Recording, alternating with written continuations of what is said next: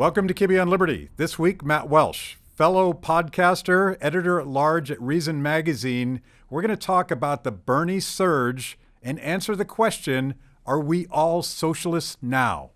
Check it out.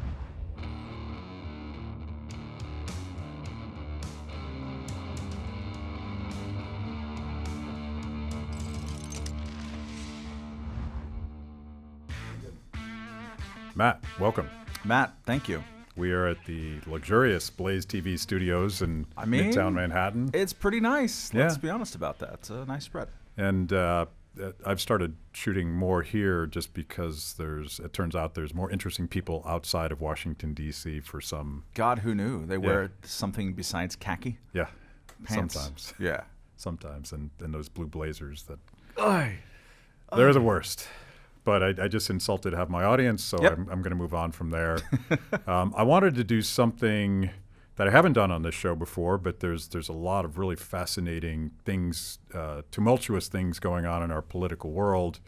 And you are editor-at-large at Reason. Yeah. And I think, and correct me, but I feel like you're the guy that looks at politics and presidential politics. Is that primarily your job? Yeah, as much as anybody else does.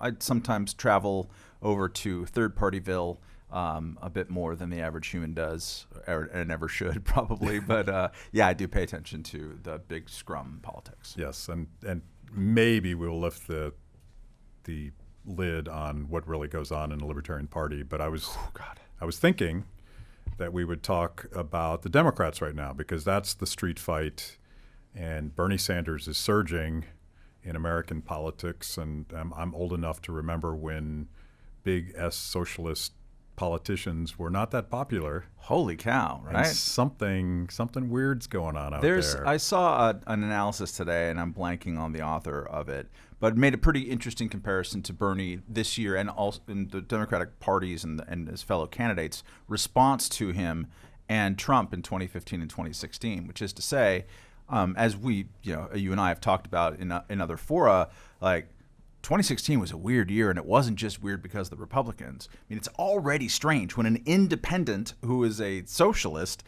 comes this close to taking over the Democratic Party from out of nowhere. And it's clear, I don't know if you went to the Democratic Convention in 2016. I did, yeah. Which was a much crazier affair than the Republican Convention, which most people hadn't predicted.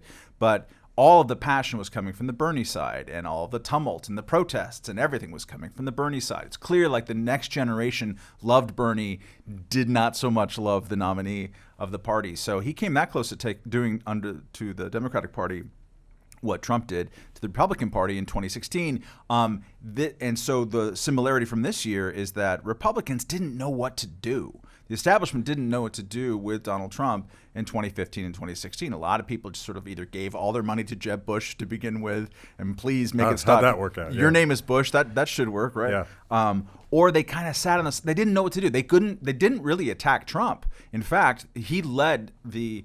And I say this as someone who's not the biggest fan, to put it mildly, but like he created the template of the entire debate. Like as soon as he came down the escalator and started talking about illegal immigrants, everybody else starts talking about illegal immigrants. Suddenly Jeb Bush, who literally had just written a book about how immigration is good, was like, these anchor babies, we got to do something about it. Like everyone went crazy. He led. So Republicans were terrified of Trump's voters, of the people that he was bringing in and firing up, people who had been kind of abandoned or ignored by the party for a long time. Democrats are like that now. They realize that the passion is Bernieite. He's already pulled them so far to the left on economics in just 4 short years.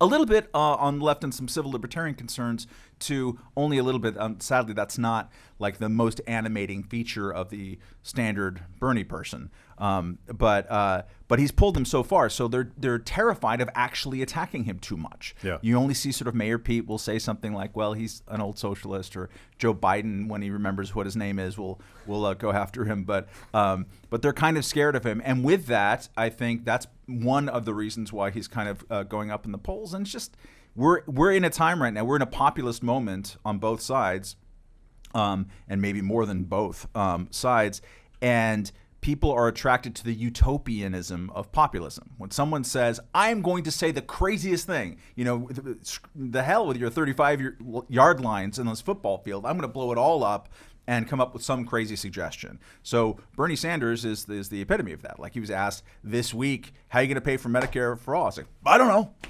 Like, I don't know how much this costs. this is going to cost a lot. Yeah. I'll tell you that much. And like, people are like, great. That sounds better to me than Elizabeth Warren, like bringing out the pie charts and like trying to come up with her very like bogus numbers to kind of pay for Medicare for all. And it's kind of funny, right? Like the absolute pie in the sky utopianism that is undoable and would wreck the economy is more inherently attractive than someone who is even making the pretense of having to pay for it. But that's kind of where we are right now, I think. So I remember you triggered a memory of mine from the 2016 convention.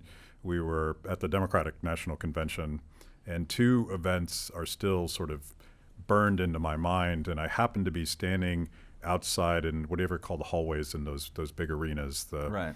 Right after Bernie gave his concession speech, and he came storming out, and all of his delegates came storming out, and they went across to another building and essentially staged a sit-in. Yeah. And Bernie didn't. Duct taping their mouths and stuff. Yeah.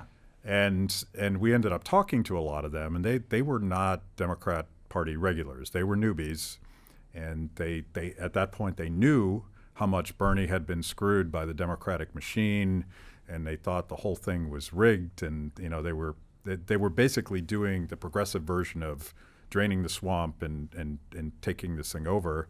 The Democrats arguably in the short run sort of managed that problem, but I think they also created the problem that they're facing today, because the activists that animate the party don't trust the machine. Right. And actually, what all of that reminded me of is what I also saw you. I guess we've known each other for a while, because the 2012 Republican National Convention, which was fascinating because it's the first convention that happens in the era of the Tea Party. And this is back when the Tea Party was a more coherent and positive thing than the way I could at least consider it now. It's sort of moribund. Well, it's dead now. I wanted to be nice. Yeah.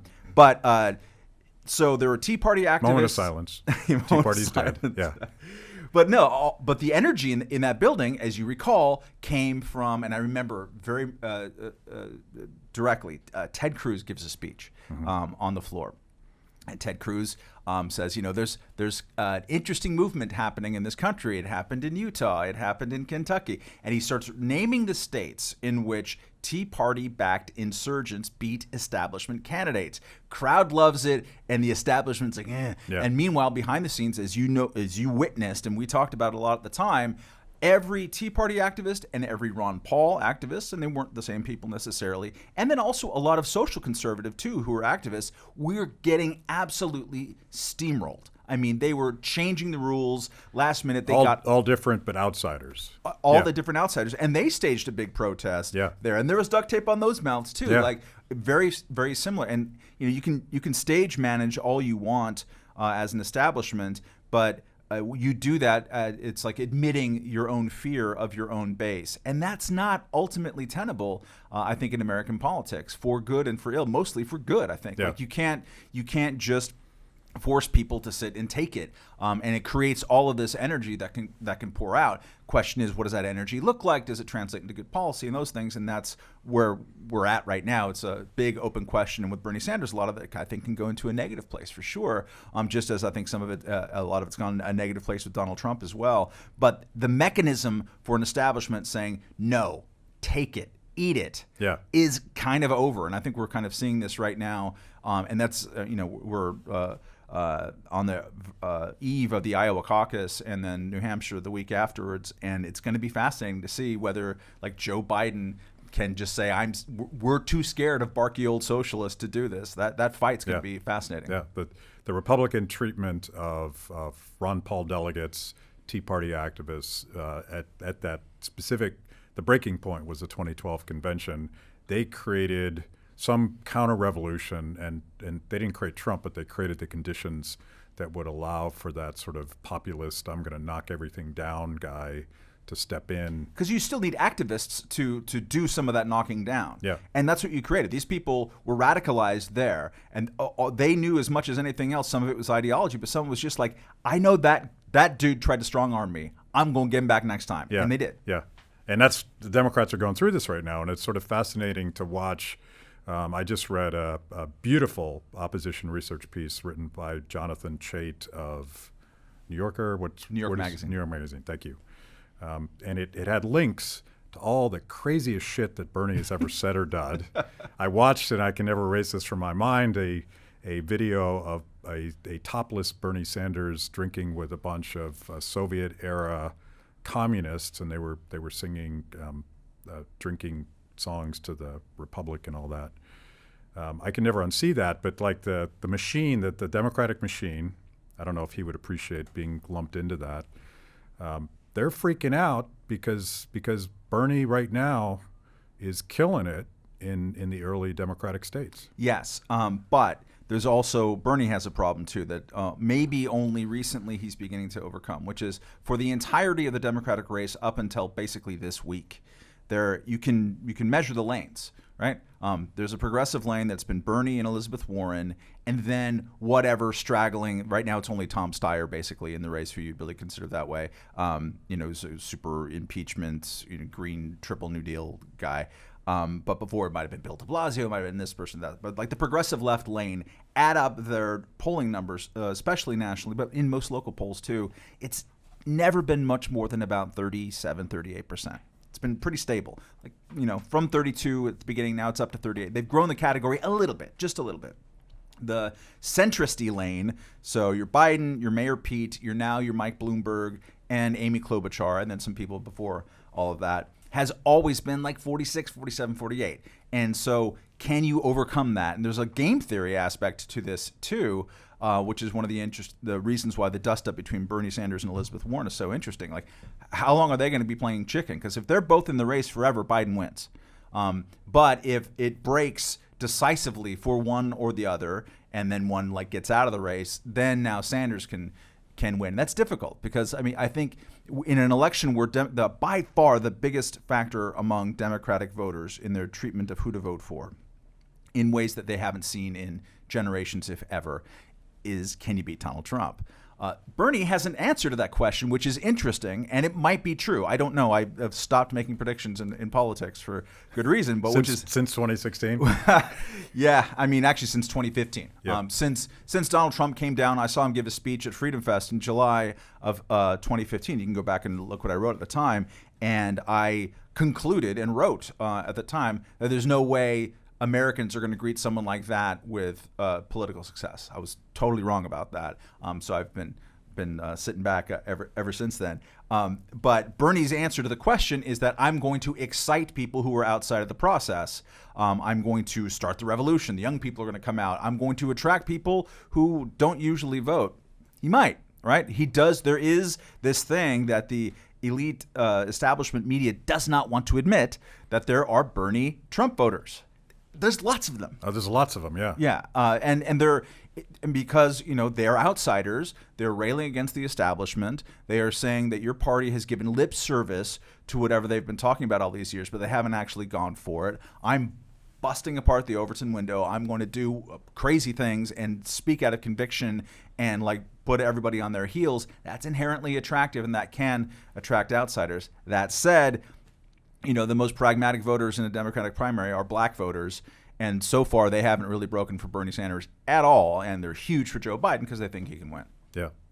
He is also, like you mentioned, that there's a lot of Bernie Trump voters, and I remember in I think it was 2015, and I pull it up once in a while. There was a New York Times article. They sent a reporter up to Burlington because Trump was trolling Bernie by holding a big Trump rally in Burlington, and people are lined up around the block, as they always were for Trump rallies, and the reporter went down one after another, thinking that they would get all of this sort of anti-Trump, this guy's crazy, and one after another said, I'm a Trump guy, but I dig this Bernie. If Trump doesn't make it, I'm a Bernie guy, and vice versa, again and again and again.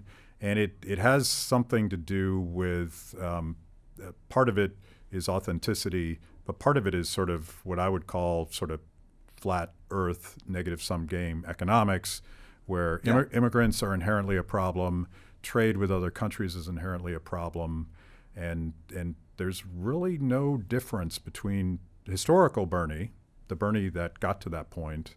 I think he's changed a little bit now on immigration, and Trump, but that's Bernie's shift in immigration is a hat tip to the party and where they are right now. Yeah, it's interesting to watch how Bernie answers questions during debates about trade, right?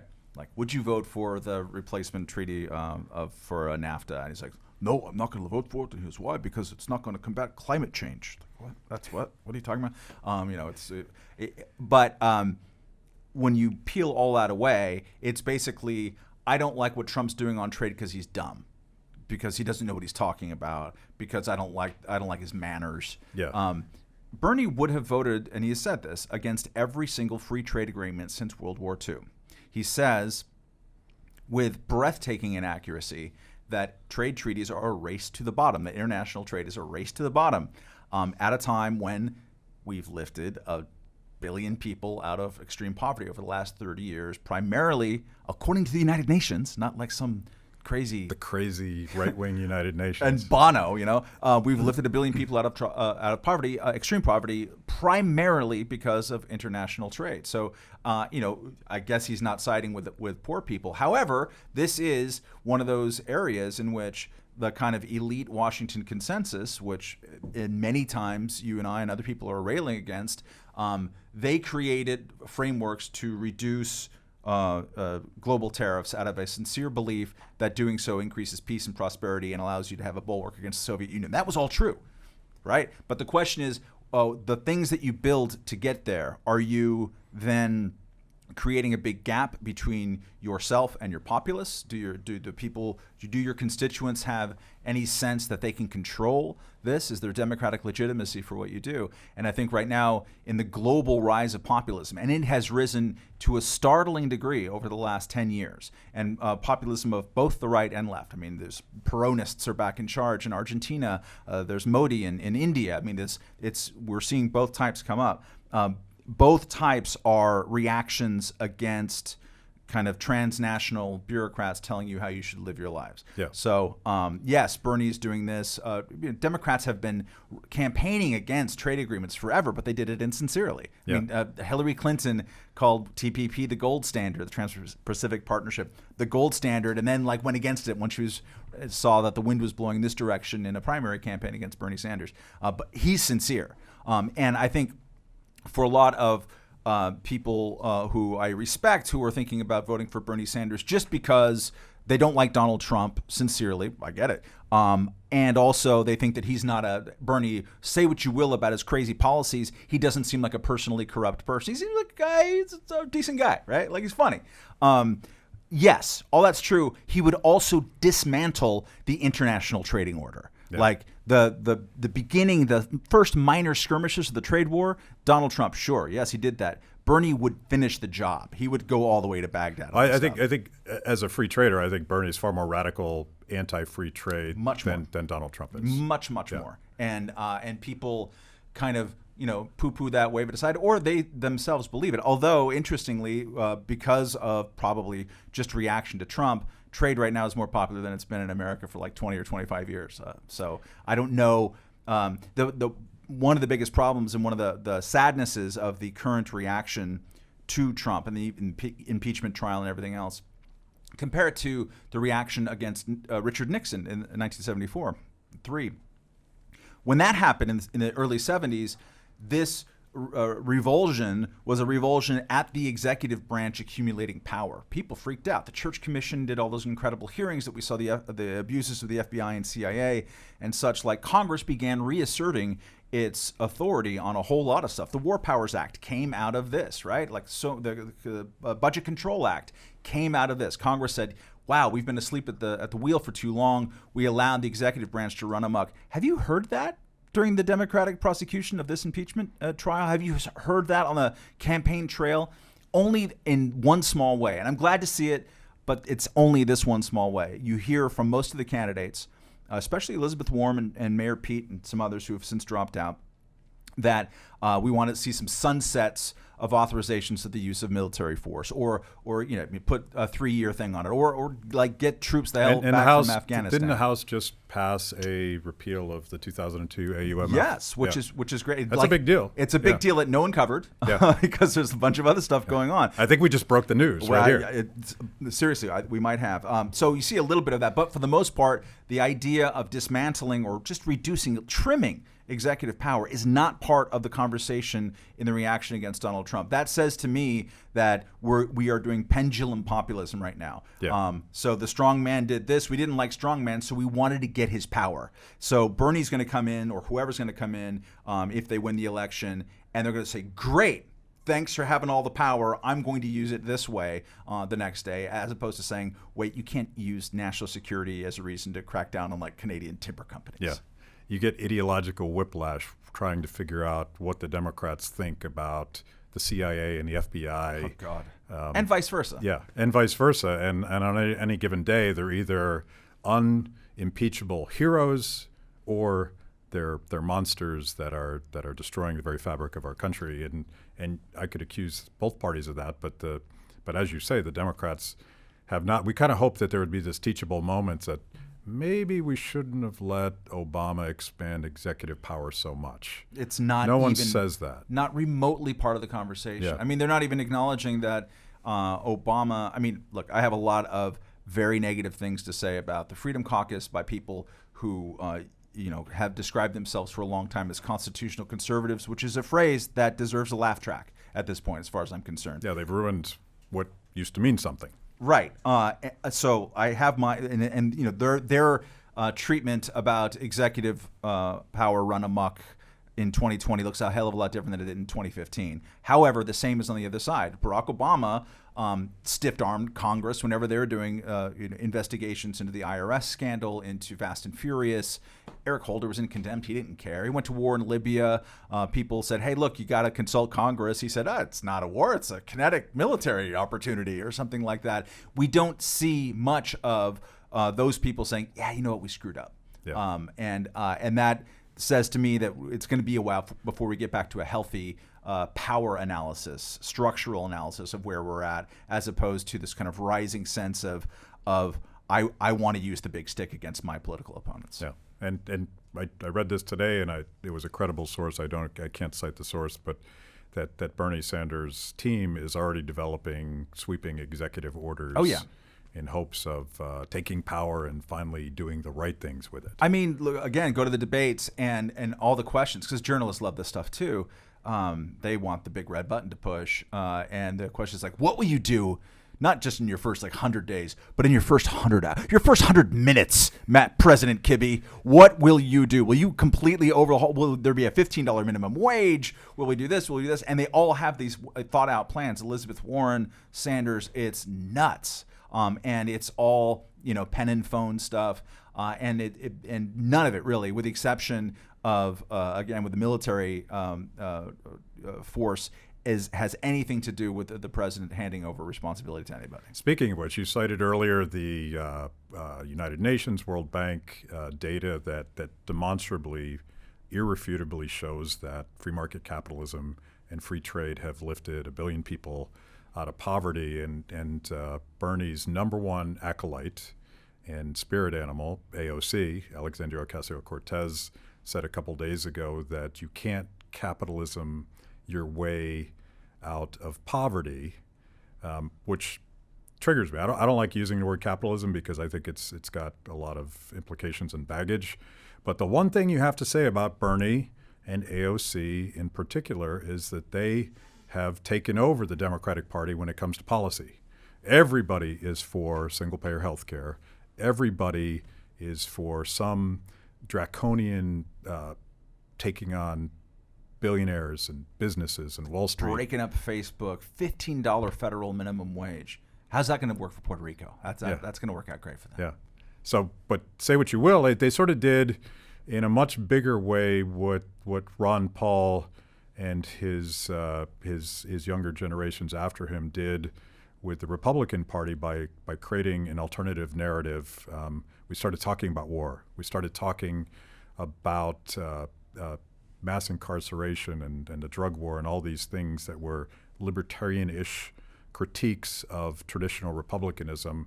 Well, Bernie and AOC have done a better job of, and I would say, hijacking the Democratic Party with kind of straight up small s socialist policies. Yeah, and although it's always, and Elizabeth Warren's the same way, it always like butts up against the, well, of course we don't want to nationalize anything. Yeah. Just break some stuff up, taxes up to... She says she loves capitalism. Yeah, she's just trying to save capitalism to making it more respectable. I kind of have heard that one before. I do have, when this campaign first started, when Bernie made his announcement official, I wrote a piece for the LA Times, which I write columns for, saying, why the hell is Bernie running? He's already won. Like, he got his ideas, all the arguments, he won all of the arguments. Can't think of any that he didn't really fundamentally win.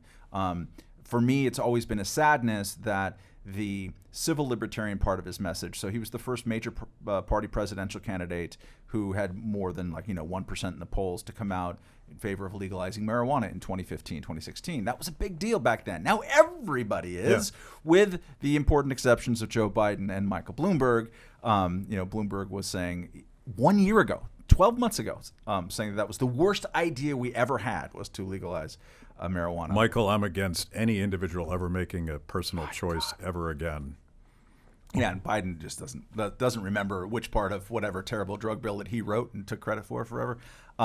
But for the most part, everybody else running is all agreed. And even some of them, Mayor Pete Buttigieg is about the only one who takes the prohibitionist critique and applies it to other drugs besides marijuana. That's exciting, because most of them are like, oh, we have an opioid crisis, so let's jail all the doctors, which is not really the best way to go about it. But yeah, you're right. He has, by hitting these points over and over again, kind of building an army of people out there. I mean, the Planet Bernie is a huge and highly mobilized and just a crowd out there, which is, again, reminiscent of the Ron Paul revolution. Yeah.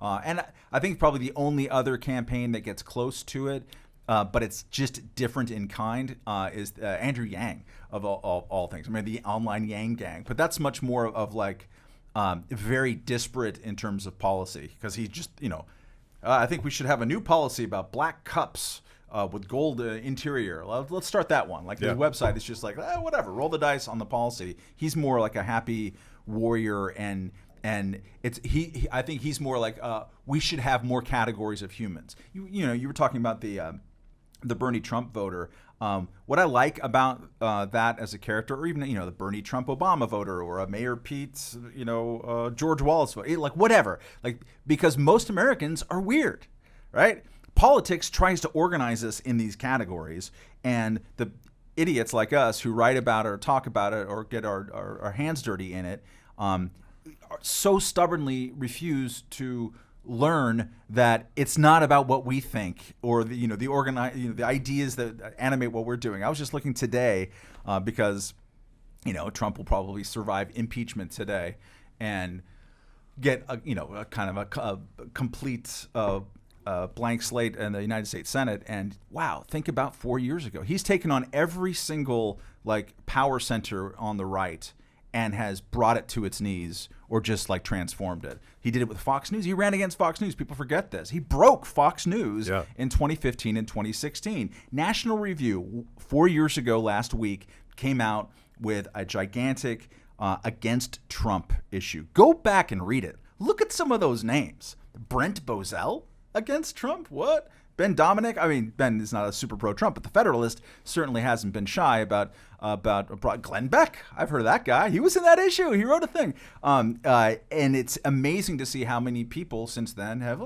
gone this direction. Some were like the Bill Cristols, and they went to the Never Trump place. But again and again and again, he brought them kind of to heel and transformed the party. I might not like where that goes policy-wise, but as a power move and also just exposing what you and I have talked about a lot over the years, is that the power of the establishment is just leaking and leaking and leaking, and completely eroding in democratic legitimacy of the actual base of the voters. The human beings who vote for people vote on all kinds of different ways than the people who kind of write and try to organize the thoughts about it. Yeah. Bernie appeals to that. Trump appeals to that. AOC, who's got a pretty great game when it comes to talking online and these kind of things. She's created her own power center. She's very entrepreneurial. I'm not the biggest fan in the world. Let's be straight about that. However, you have to respect the kind of game that she's brought to it. A couple other people on the right you can say that about too, but things are way more fluid, I think, than and we have to relearn this every 4 years somehow. Oh, wow. We can still be surprised by outside agitators and using the internet to change conversations, and yet here we are. We're stubborn creatures. To me, the biggest takeaway, and it's basically a complete refutation of my entire career. Congratulations. And you said this, people that think like us. And by that, I'm going to interpret that to mean people that think that policies matter, people that think that politics is, at least in part, driven by policies.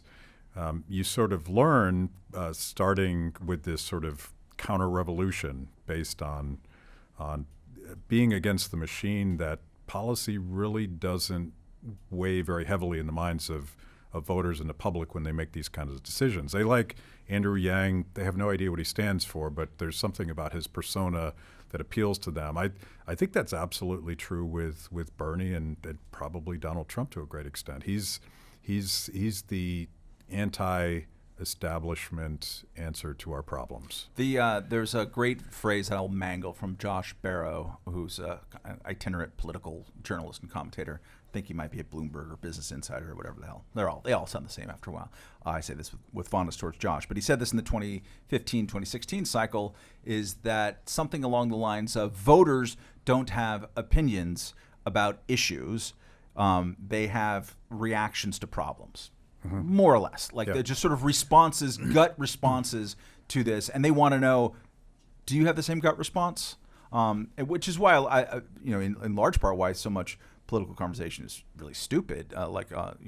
It's all this nonstop empathy, I totally get where you're coming from, and everyone's got Lenny Skutniks planted all around them. This is a term of art talking about Ronald Reagan, the visitor to the State of the Union address in 1982, and ever since then, every single State of the Union address and every single debate or you always have a local there whose stories that you feel. Barack Obama had printed out in the White House in order to keep it real for his brain. He'd have stories of individual people, so he could always just be connecting with the individual. So some of it gets really kind of silly and pandering. However, what that is, the truth that it's based on, is that people are looking at. They know they might not think that it would have ever been a good idea to, as Trump campaigned on, deporting the legal U.S. citizen children of illegal immigrants. This was 4 or 5 million people. Let's do it.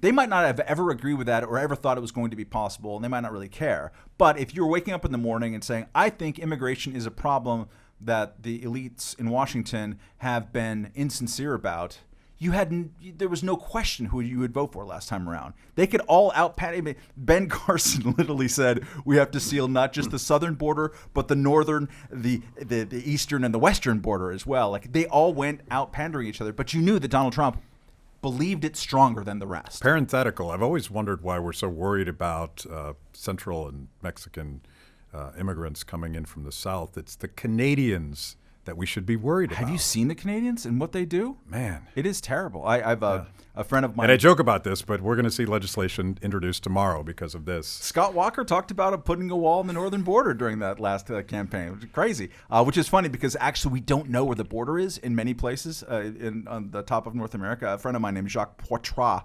obviously a terrorist, wrote a book about. We can't let those people in. No. I think we already have a fatwa on it, but wrote a book about the absolute impossibility of even knowing the border between that. Yeah, but we get hung up on it. It's journalists are always do voters even understand that Mexico didn't pay for the wall? And it's yeah, they do, and they're totally fine with it, and they still will use it as a punchline at a Donald Trump rally, and you're still befuddled. Which brings us back to the Bernie Sanders schooling of Elizabeth Warren, and I'm fascinated by this because clearly he's a ideologically committed guy. He believes a very specific set of ideas, and they're generally ideas, with some exceptions. They're generally ideas that I find abhorrent. And Elizabeth Warren was pretending to be him, so she introduced Medicare for all. She carefully crunched the numbers, and I forget what the number was, but it was like 20 trillion, 35 trillion. Like we were arguing about how many trillions, as if any of us even know what $1 trillion is. Yeah. And she got killed. That was the first time she got killed. Yep. Is by leading with policy specifics, trying to pretend that she was just as Bernie.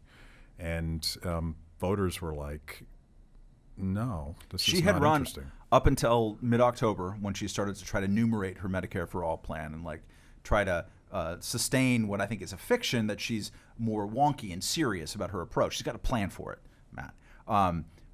But up until that date, she had run the best campaign, I think, by far. She's super energetic, really good on the debate stage. Her plan for everything shtick still was kind of impressive. She knows what she's talking about. I wanted to have a beer with her, I'll be honest. Kind of wanted to have beer with her. She's I'm kidding. Kate McKinnon. I don't want to. Saturday Night Live, the whole bit. But then, so there was that moment that suddenly you kind of realize, wait, if you actually start adding the numbers, they're crazy. It's better just to admit that they're crazy and to move on and to appeal to the utopian side rather than try to do this. So that she started going down. But for me, a fascinating thing going forward and thinking about is what happened January 13th. January 13th is when CNN breaks the story, by which I mean the Elizabeth Warren campaign leaks to CNN on purpose right before CNN has a debate in the Democratic primary, a private conversation that she had with Bernie Sanders, not like the day before or the week before, but 14 months before, in December 2018. And in this private conversation, she says that Bernie said that he doesn't think that a woman can win the presidency. Oh my God, that sounds like sexism. Bernie denies it, says that's not how it went down, and that's ridiculous if you think about it. And I'm on the record 30 years ago saying that a woman can win, which he is.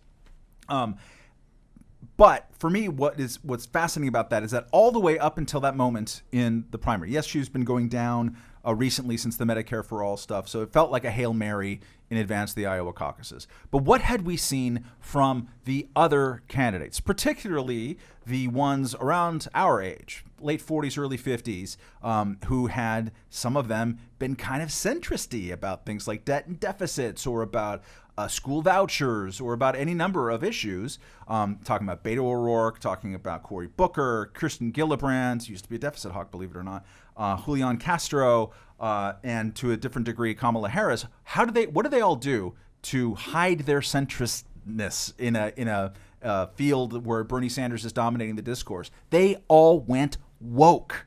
They all tried to out reparations one another. They tried to shame Joe Biden about busing. They tried every day. Like Beto O'Rourke was getting up and saying, "I'm so sorry that my great grandfather owned slaves." It was crazy. Like every day there was something new. Beating each other up over not being sufficiently woke as well. All of those people, some of whom were really talented politicians, crashed and burned.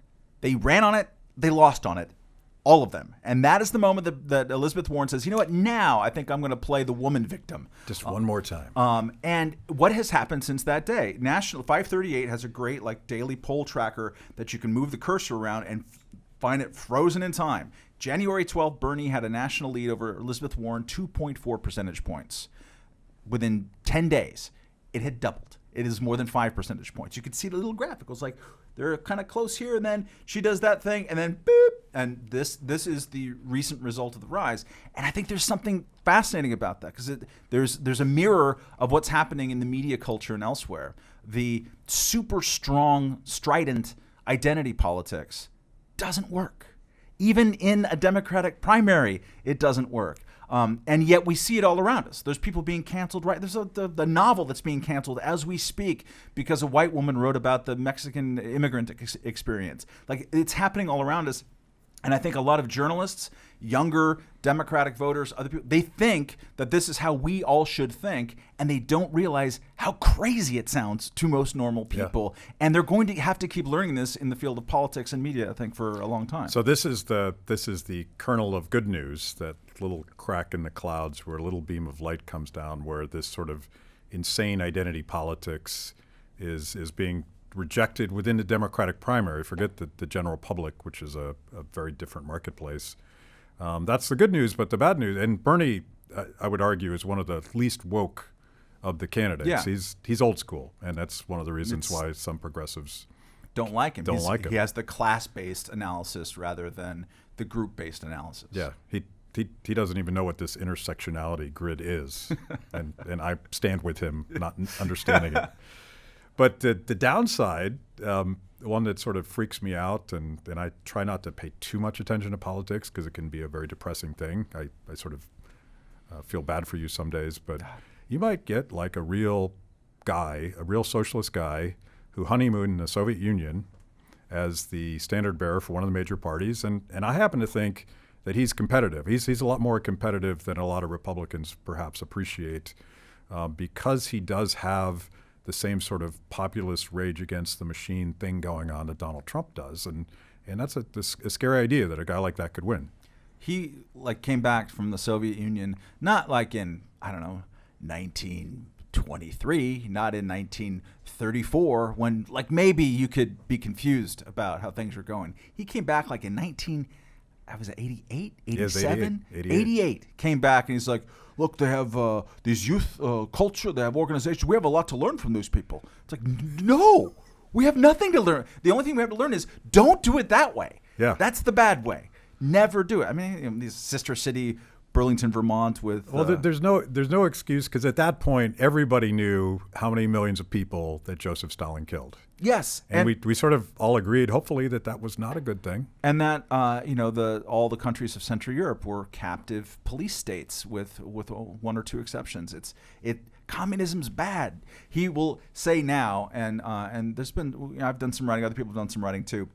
You go back and see his writing and his thoughts in the 1970s, and he did want to nationalize banks. He wanted to nationalize the means of production. That was the goal of his revolution there.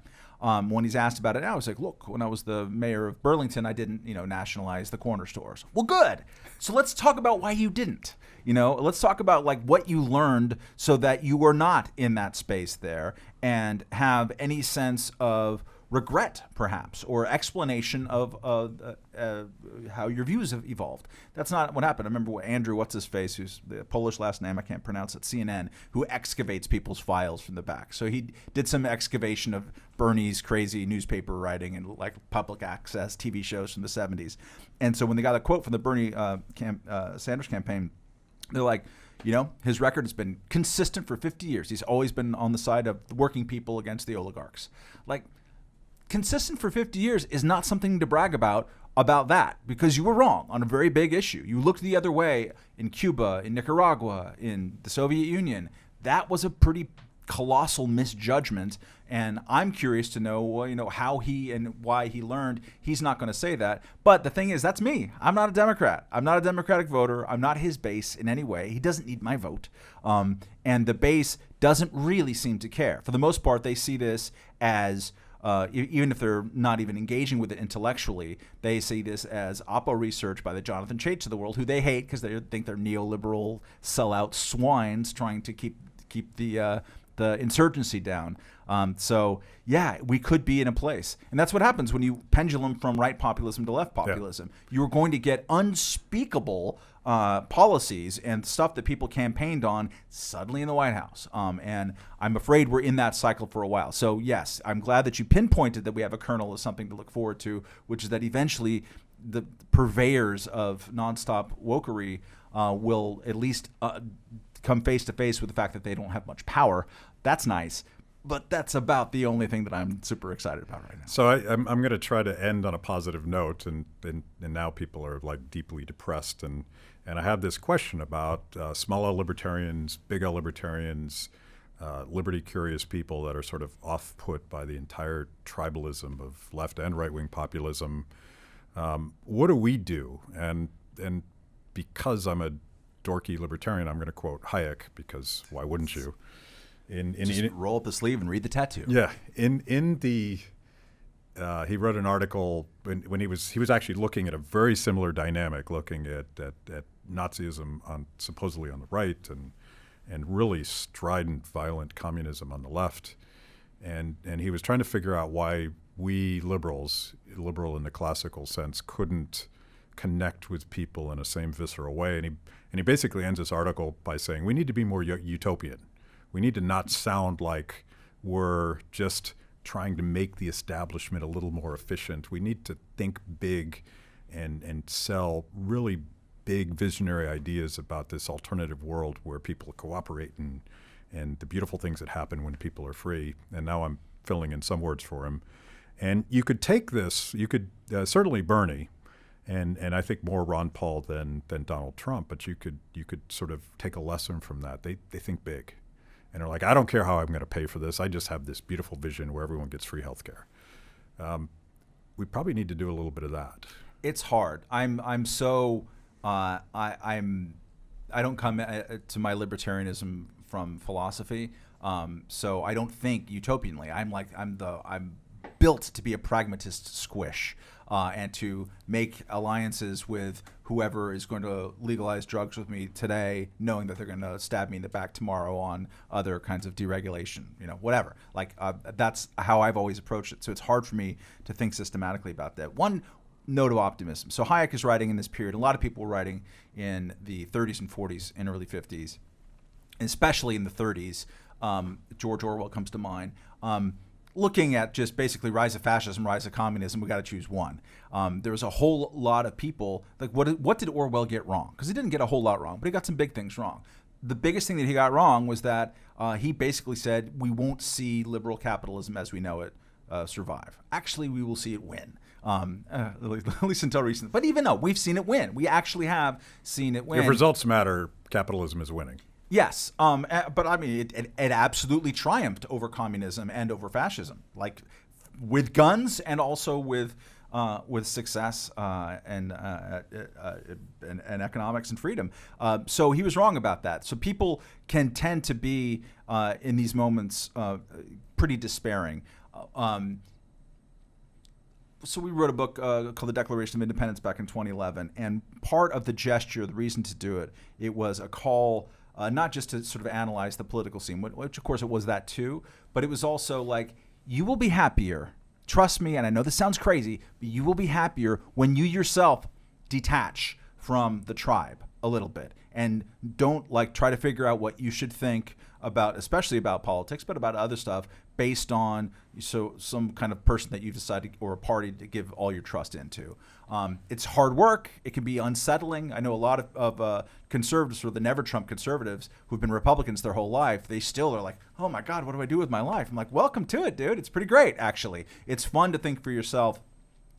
It'll eventually take you to a better place. The problem is right now, and we saw this in 2018 in the midterm elections, that was the highest turnout of any midterm in 100 years. What happens when people are so fired up to beat the other team, which is that's all it is. It's not necessarily enthusiasm for their own team, although there is some with Trump and there is some with Bernie. But the turnout is because of that. That means third parties, independence, this space to be an independent, to express independent ideas is so small. You're vilified. Who's the most hated person in Washington or until he left? It was Jeff Flake.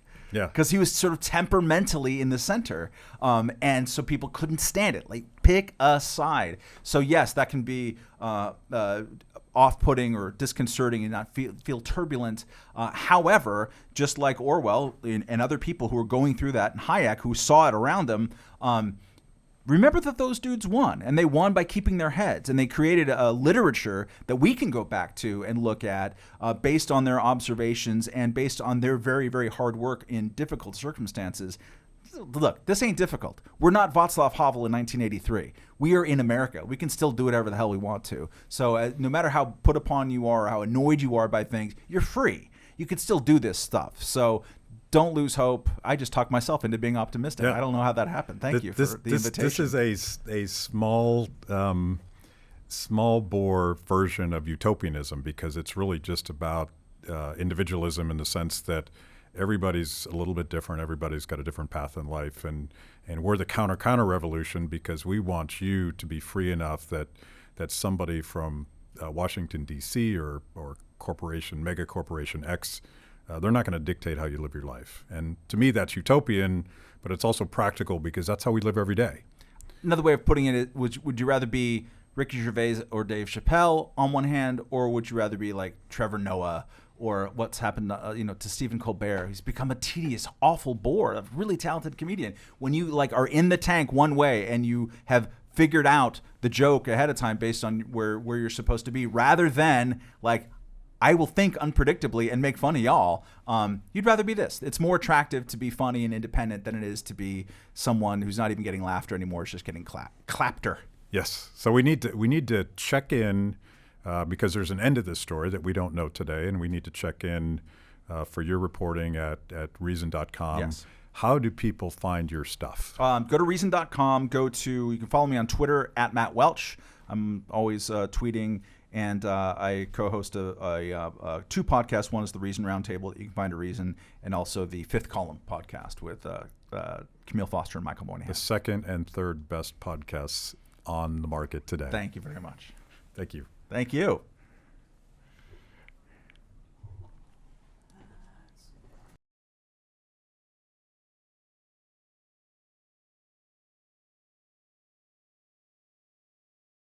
By now, you know this is the most important event of your week. So make sure you subscribe on YouTube.